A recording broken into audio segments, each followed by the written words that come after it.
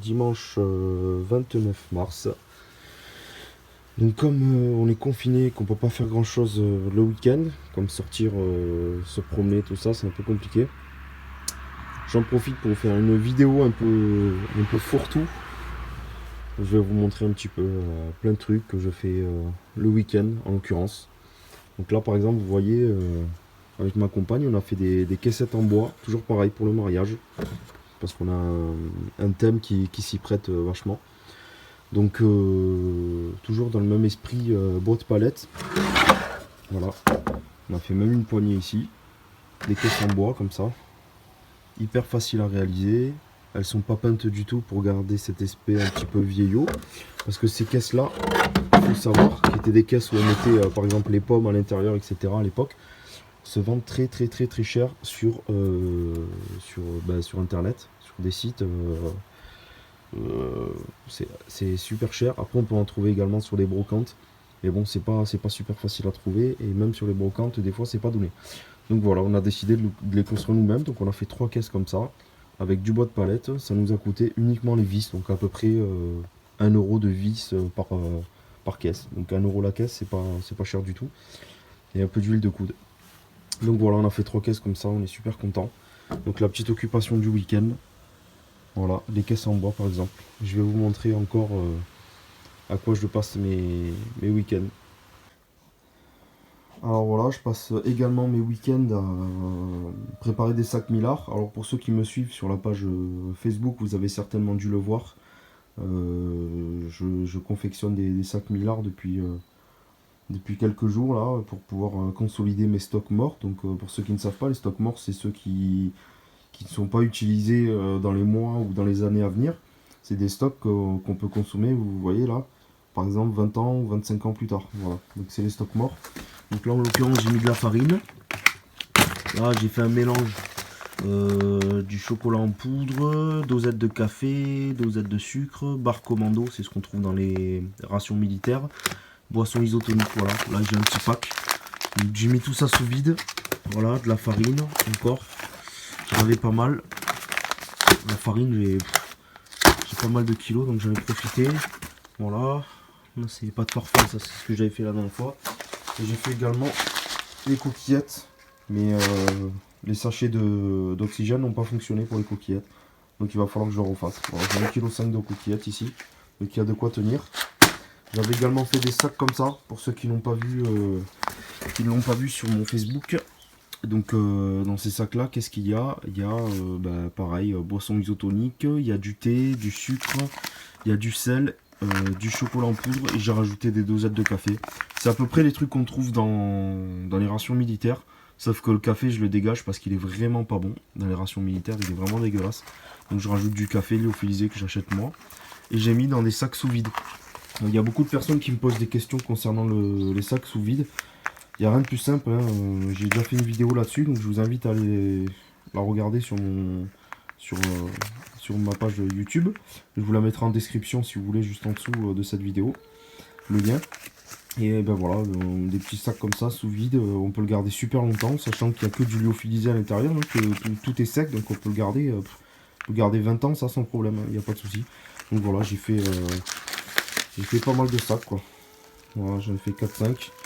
Donc c'est plutôt pas mal. Donc ça c'est des sacs qui sont destinés à être mis dans des caches qui vont être disposés un peu partout autour de chez moi au cas où j'aurais besoin d'évacuer pour un caca de niveau 2 et où j'aurais besoin de m'approvisionner voilà, en nourriture ou autre. Donc dans ces caches là il y aura des allumettes, il y aura tout le nécessaire, pourquoi pas des vêtements, donc des dessous, une paire de chaussettes, on peut y mettre un petit peu tout et n'importe quoi, hein, des munitions, etc. Donc voilà, étant donné que j'ai pas encore fait de cache autour de chez moi, je compte bien le faire. Et les caches, à savoir que c'est pas uniquement sur la route de l'endroit où vous comptez évacuer, si jamais vous avez un refuge, je dis une connerie, à 100 km au nord, vous n'allez pas forcément mettre des provisions enterrées sur cette route là. Il faut le mettre également au niveau du sud, au niveau de l'est et de l'ouest, parce que si jamais il y a un souci au nord et que vous ne pouvez pas rejoindre votre refuge, au moins si vous devez évacuer votre domicile, ben, vous évacuerez votre domicile peut-être au sud ou à l'est et au moins vous aurez des provisions enterrées un petit peu partout sur votre chemin, sur vos chemins. Voilà pour la petite info, le petit renseignement. Donc voilà ce que je fais également le samedi et le dimanche pour passer le temps pendant le confinement. Voilà, alors je voulais vous parler un petit peu des poules. Pour la petite information, j'avais oublié de vous en parler parce que j'ai eu pas mal de choses qui m'ont pris pas mal de temps. J'ai donné Ginette et Georgette, les 2 premières poules qu'on avait eues avec ma compagne. J'ai pas eu le courage de les tuer, pour être honnête avec vous. J'ai vraiment pas eu le courage. Donc je les ai donnés, j'ai mis une annonce sur un site de petites annonces assez connu et une femme qui a une famille avec des enfants est venue chercher les 2 poules. Donc sachant que les poules ne pondaient plus, je sais pas si c'était dû aux nouvelles poules ou pas. Je pense pas parce qu'elles commençaient déjà à plus trop pondre juste avant que j'ai les nouvelles poules. C'est pour ça que j'ai pris 2 autres poules également. Elles avaient que 2 ans. Donc les poules rousses là, les poules Lisa Brown, normalement ça pond pendant bien 3 ans, 3 ans et demi. Bon forcément la ponte diminue, elles nous font pas 300 œufs par an, elles descendent à 250, 200, etc. Et alors que les miennes ne pondaient plus du tout. Donc j'ai décidé de les donner, de ne pas les tuer, puisque ma compagne ne voulait pas du tout. Elle était carrément attristée qu'on les donne même, mais bon on n'avait pas le choix, j'allais pas nourrir 2 poules. Il fallait changer la paille plus souvent parce qu'elle chiait beaucoup plus, il fallait plus de nourriture, plus d'eau, enfin bon c'était un merdier pas possible.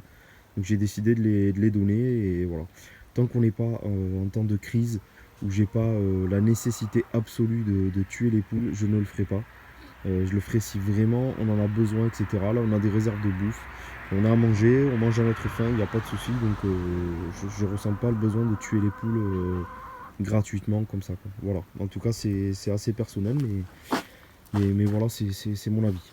Donc voilà pour les poules, donc on a les 2 nouvelles poules, hein. On leur a pas donné de nom ce coup-ci parce que on n'a pas trop envie de s'attacher. Ça a été assez compliqué déjà de donner les 2 premières poules parce qu'on s'était quand même attaché, on les avait depuis 2 ans et c'était nos premières poules. Donc voilà, ça c'est les autres poules. Alors celle-là elle est un petit peu craintive. On nous l'avait dit, hein, les poules comme ça, là, les poules un peu cendrées là, elles sont de nature assez craintives. Par contre elles sont beaucoup plus en chair que les Lisa Brown. Elles sont un petit peu plus costauds, elles ont des bons cuisseaux. L'autre doit être à l'intérieur du poulailler en train de pondre, voilà. C'est une poule Lisa Brown. Alors je voulais vous montrer l'abri à paille que j'ai cassé l'ancien en fait. Donc ça c'était la porte de l'ancien. Donc pareil, l'occupation du week-end, c'était voilà, casser l'ancien poulailler, enfin l'ancien abri à paille qui était complètement défoncé. Je sais pas si vous vous souvenez, il y avait du plastique là que les poules bouffaient en bas, ça s'envolait, c'était complètement déchiré.